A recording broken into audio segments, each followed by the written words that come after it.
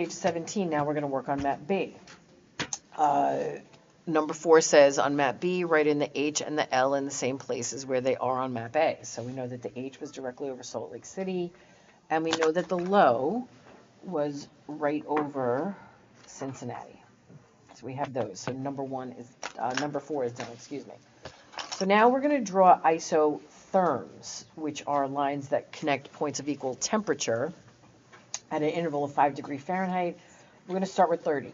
The first thing that we're going to do is we're going to do all the multiples of 10. So 30, 40, 50, 60, 70, and 80. Then we're going to go back and do the 5s. So in this case, we have to look at the top left of each station model to find the temperature in degrees Fahrenheit. And then you have to think to yourself, where does all the 30 live? Where does 30 live? Think of it as a number line. All right. So I know that the 30 is going to be up north because that's where the cooler temperatures are. So I know I'm going to be north of Quebec. So I know 30 is going to be over here.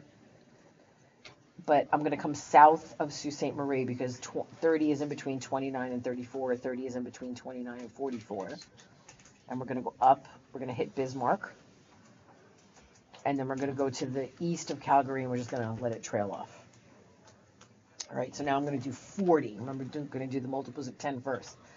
So 40 is in between 39 and 42. So I'm going to come south of Boston. I'm going to go through Buffalo. And then I'm going to go around Detroit into Chicago, because that's 40, right? And then I'm just going to stay in between the 30s and the 50s. So I'm just going to come up here.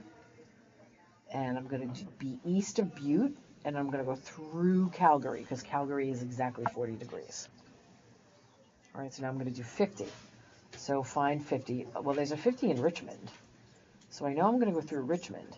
But I know I have to come north of Cincinnati, because Cincinnati is 60 and Detroit's 44. So I'm going to come up north. I'm going to split the difference between Chicago and Cincinnati, because 50 is right between 40 and 60. I'm going to go through Kansas City, because Kansas City is exactly 50. I'm going to go north of Denver. And then I'm going to go just south of Boise and up and around in between Seattle and Calgary. All right, so that's 50. 60. So 60 is still around here. It's in between 50 and 65. So 60 is going to come here. I'm going to go through Cincinnati, because that's exactly 60. I'm going to come south. I'm going to go in between Little Rock and Oxford, because 60 is in between 56 and 64. I'm going to go over here around, I got to go through Galveston. So I'm going to go south into Galveston and come up north again.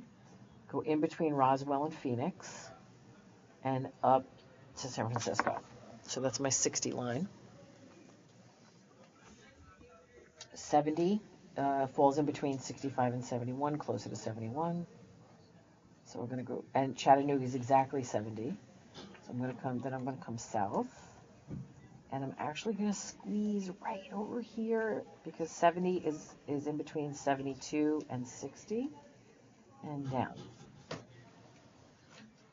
Okay, and then next one is 80, and then I'm just going to do that for Miami, because I don't have any other data besides Miami.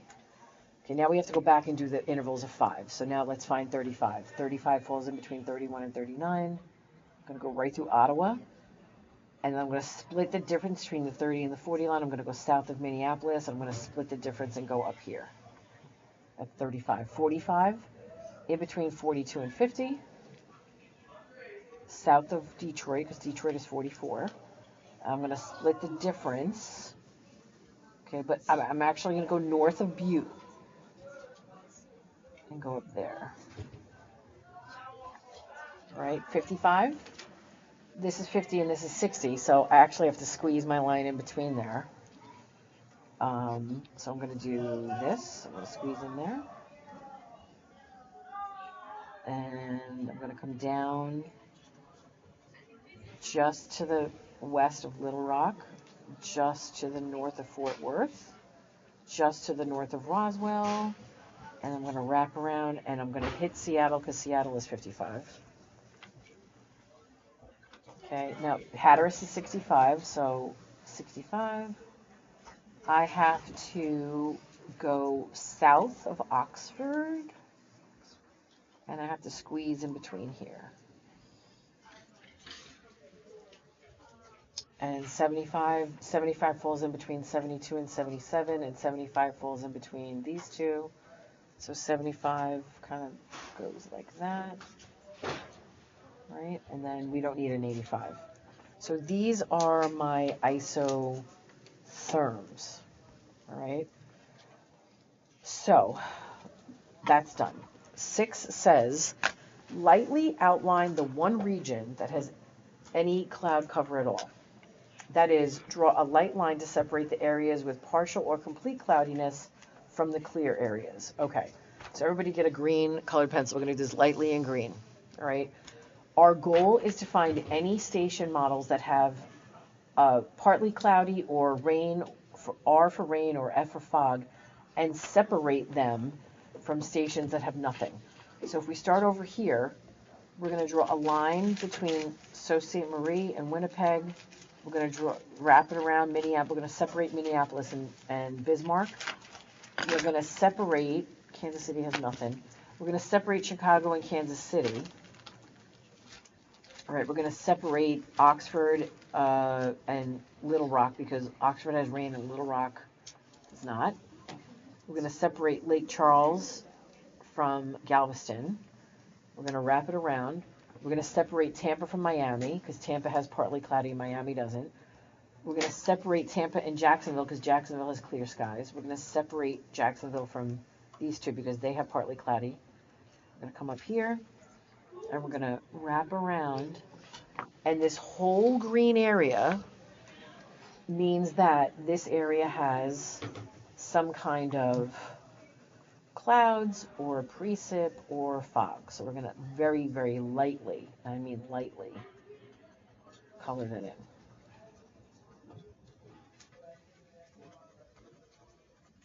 And then make a key. So this means at least some clouds. Okay, so now you need a highlighter, and you can pause this whenever you need to.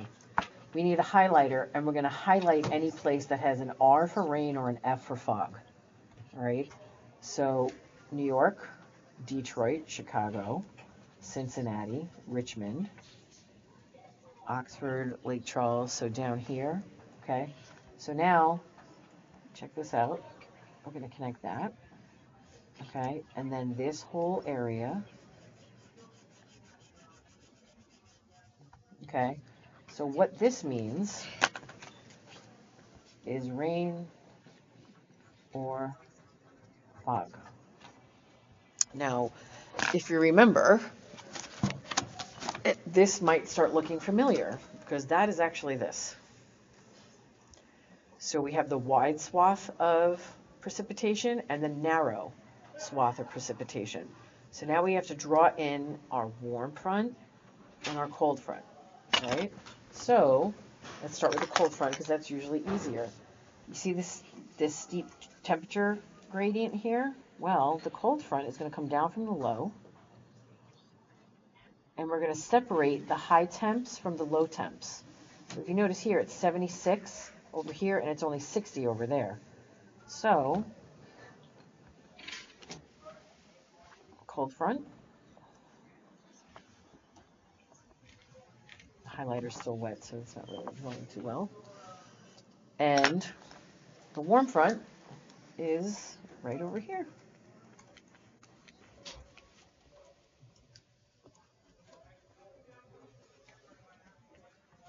I'm going to have to do this in marker because it's not coming out. So you can see better.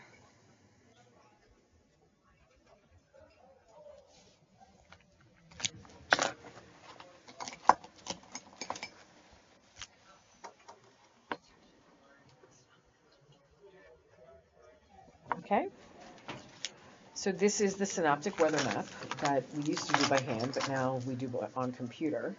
And what I want you to do now is I want you to answer the questions that follow. You're not doing questions 6 and 7 on this page, okay?